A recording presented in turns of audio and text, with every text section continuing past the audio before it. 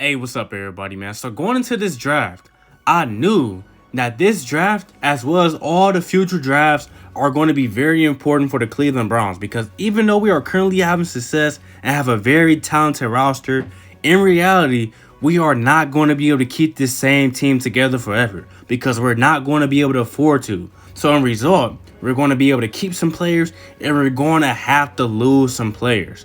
And also some players may regress, some players may not work out, etc. So we need to make sure that we're in position to where we can confidently replace these players with players that we already have drafted and developed. And that's the approach the Browns have shown to make this year by not only drafting positional needs, but drafting for depth and development reasons. Starting with the first round, we went out there and drafted Greg Newsome, a cornerback out of Northwestern. Originally, I was not a fan of the pick. It's just the fact that cornerback, even though we struggled there last year in the secondary in general, if you're going to draft a corner who potentially is going to be a fourth-string corner because we already got Denzel Ward, he's going to play for sure. Troy Hill is making $11 million a year. He better be out there starting. And then we got Greedy Williams, who's coming back from injury, who definitely could maintain his cornerback spot. You feel me? Who was starting, cornerback too. You feel me? So Greg Newsome could potentially be a fourth-string corner. So it's like, damn, if you was go draft the dude for depth that could be a fourth-string corner, why not wait till the second or third round to do that? First rounders are supposed to be dudes that are going to definitely see the field. So I wasn't really feeling that. You feel me? But Greg Newsome's a great player though. Don't get me wrong. The man can definitely cover and he can definitely tackle. When I talk about cover, this man is a shutdown corner. He was targeted 15 times on passes 10 yards or more and only allowed one catch and had one interception. The man had a passer rating allowed of only 11.8, which is great. And when you talk about passes of 20 yards or more, he didn't even allow a single pass and forced 3 incompletions.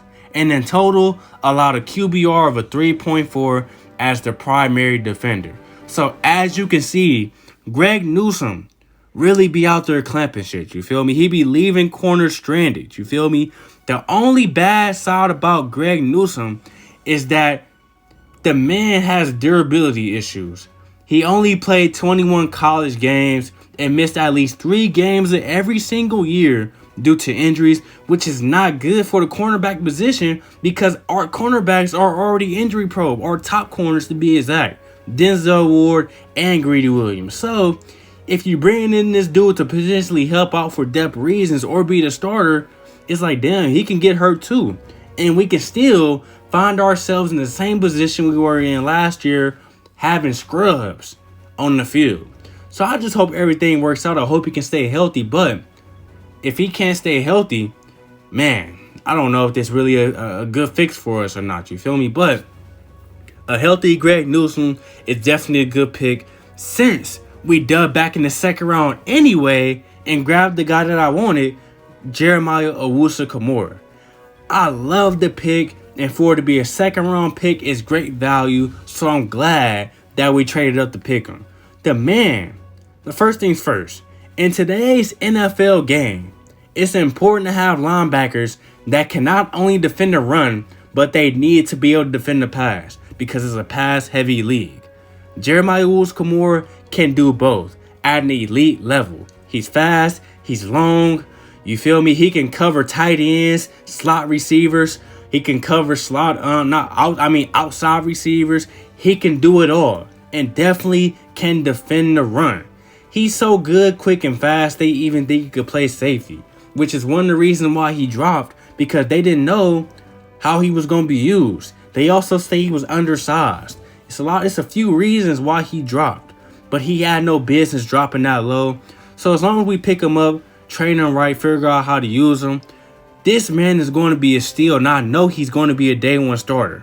I know we already got a lot of linebackers on the roster, but man, just like I said in my other video, dudes gonna get cut.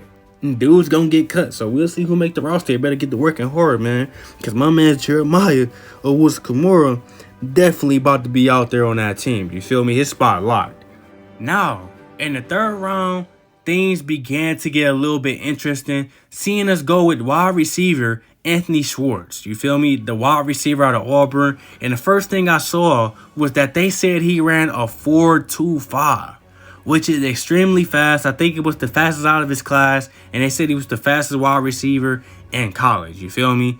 This man can definitely fit into our offense. I think he's going to be what the Browns wanted JoJo Natson to be for our team last year, which is a receiver that can not only beat dudes deep from time to time, because we got to make sure he can beat these corners on the NFL level at the line of scrimmage, but this dude can be someone that we can give the ball to on jet sweeps, end arounds, reverses, screens, someone that could just be inserted as a nice little weapon to help spread the field and shake up the offense. So it reminds me of your typical Ted Ginn, the Curtis Samuel, those type of players. Don't really know if he can play special teams. He just seems like a receiver that pretty much can play slot and maybe line up on the outside from time to time.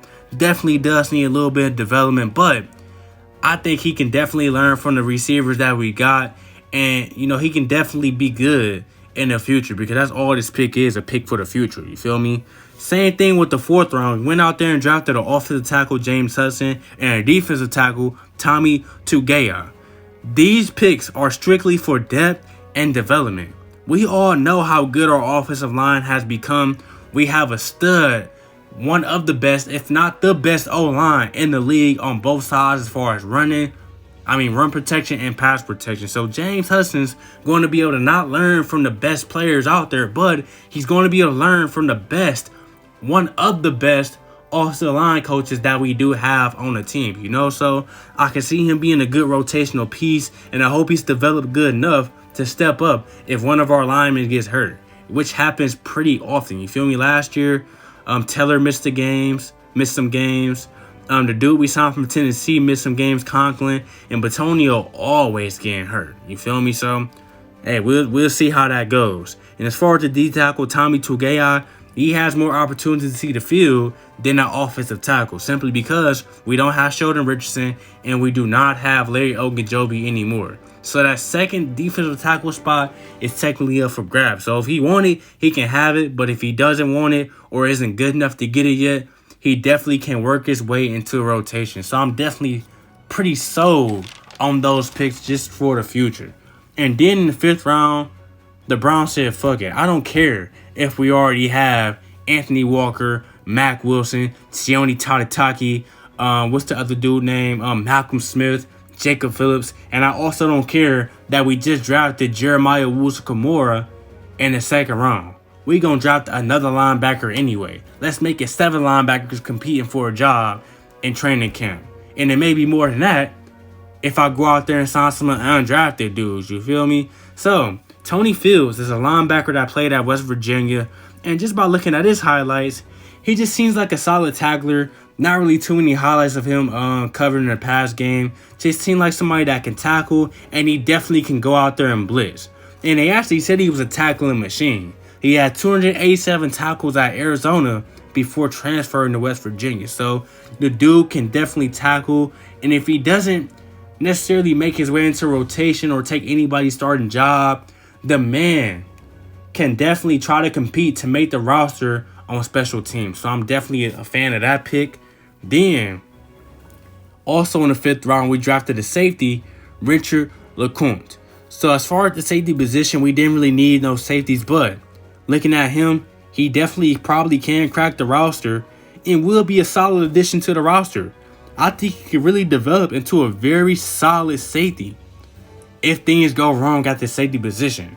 The man knows how to make plays on the ball, and you can tell that he truly was a receiver in high school before hitting college. And he also can hit hard and defend the run. And he's pretty fast as well.